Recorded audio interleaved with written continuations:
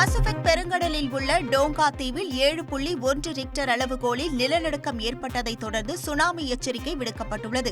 Tonga தீவை சுற்றிலும் 100 kilometre சுற்றளவுக்கு நிலநடுக்கம் ஏற்பட்டதாகவும் தற்போது சுனாமி எச்சரிக்கை விடப்பட்டுள்ளதால் 300 கிலோமீட்டர் தொலைவுக்கு ராட்சத அலைகள் உருவாக வாய்ப்புள்ளதாகவும் அமெரிக்க புவியியல் ஆய்வு மையம் அறிவித்துள்ளது. பாலினேசியா துணைக்கண்டத்தில் உள்ள டோங்கா தீவு 177 சிறு தீவுகளை உள்ளடக்கியுள்ளது. மேலும் இந்த டோங்கா தீவில் 1 லட்சத்திற்கும் அதிகமான மக்கள் வசித்து வருகின்றனர். ஐபிஎல் தொடரோட 12வது லீக் போட்டியில இன்னைக்கு மும்பை கொல்கத்தா அணிகள் மோத போறாங்க. மும்பை வாங்கடே மைதானத்துல இரவு 7:30 மணிக்கு இந்த போட்டி தொடங்க இருக்கு. தொடர்ச்சியா 2 போட்டியில தோல்வி அடைஞ்சிருக்க மும்பை அணி ஹேட்ரிக் தோல்வியை தவிர்க்க கடுமையா போராட வேண்டியிருக்கும். சொந்த மண்ணில் விளையாட போறது அந்த அணிக்கு சாதகமா பார்க்கப்படுற நிலையில வெற்றியை தொடர கொல்கத்தா முயற்சிக்குங்கிறதால இந்த போட்டி விறுவிறுப்பா இருக்கக்கூடும். தந்தி டிவியை உங்கள் கேபிள் டிவி ஆபரேட்டரிடம் இலவசமாக கேட்டு பெறுங்கள்.